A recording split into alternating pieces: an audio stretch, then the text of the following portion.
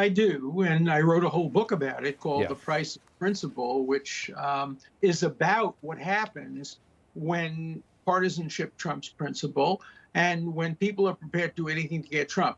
Consider my former colleague, Professor Lawrence Tribe.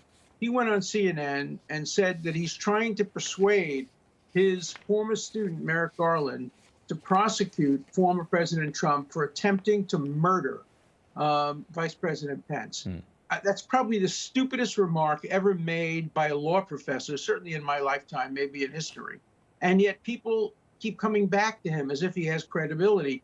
He stands for, and so many others like him stand for the idea, anything justifies getting Trump. Getting Trump trumps justice. Getting Trump trumps the Constitution. Getting Trump trumps principle. As long as you can get Trump, we're prepared to do anything, including indicting him for attempted murder. It is so dangerous in a democracy. It reminds me of Lavrenti Beria going to the Stalin and saying, show me the man and I'll find you the crime. That's what they're trying to do. Now liberals are invoking the Espionage Act of 1917, the most hated statutes by liberal and people on the left, the statute that was used to get dissenters throughout history. Now many liberals are adopting the statute, embracing the statute, wanting to expand the statute. Why? Because it's capable of getting Trump. And what is that? And he won't be able to run for president. And tell us about that statute. Tell us what that does. What does that say? The statute is horrible. It's the second worst civil liberties statute ever passed in the history of the United States. The first one being the Alien and Sedition Act. It's an accordion. It basically criminalizes criticism of the government, essentially, criticism of the military, criticism of the draft, making it harder to recruit people for the draft. So many good people were prosecuted under that statute. I've been opposed to it since I could read a statute. And all of my liberal and civil liberties friends were opposed to it. Not now. It's being used to get Trump. Now we love that statute. That's wild. That is wild. You said early on the Department of Justice should have simply issued another subpoena for these very specific documents they claim to be. Or enforce the current subpoena. All I had to do was go to court and say, look, we've been negotiating with the Trump lawyers over this subpoena. We're getting nowhere. Please enforce the subpoena. Make them bring the documents to you tomorrow.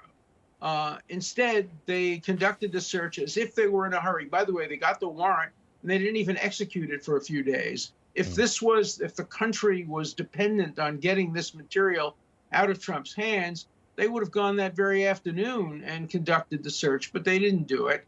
And as you say, they waited a long time before they even sought the search warrant. They were prepared to negotiate over a subpoena. The subpoena is the way to go here. That's the way it's traditionally done, unless you have somebody who's likely to destroy evidence. You couldn't destroy the evidence. It was locked in a room in boxes, or there's an imminent threat. What do you suspect happens here? I mean, looking at everything that you see right now, do you think they're on the path to making some kind of a bold move against Trump?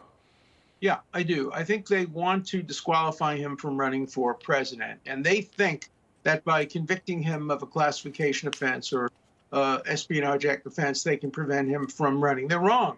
Even if the worst case scenario occurs and Trump gets convicted, is in jail and wearing a striped suit, he could run for president because there are only 4 criteria in the Constitution, and they don't include conviction of a crime.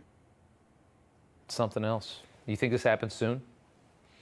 No, I think that Garland is going to want to be thoughtful about it. And, maybe there is stuff there. Maybe the safe contained a dead body killed on Fifth Avenue. Maybe the nuclear codes are there. I have seen no evidence of that. And I think the best proof that they aren't is that the Justice Department has refused to open up the affidavit. I have never seen a case where a defendant wanted to open the affidavit and the government opposed it. You can always redact it. You don't have to give sources and methods in the affidavit. All you do is you have to know what they were looking for. We, the public, have a right to judge that.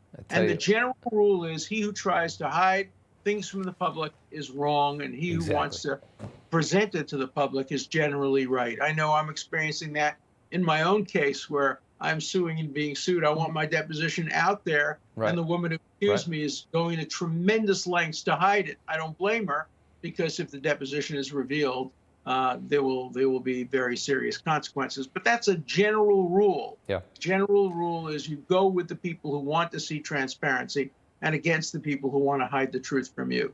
That's a great point. What an interesting conversation. Alan Dershowitz, good as always. Thank you so much for the time. We appreciate it. Thank you.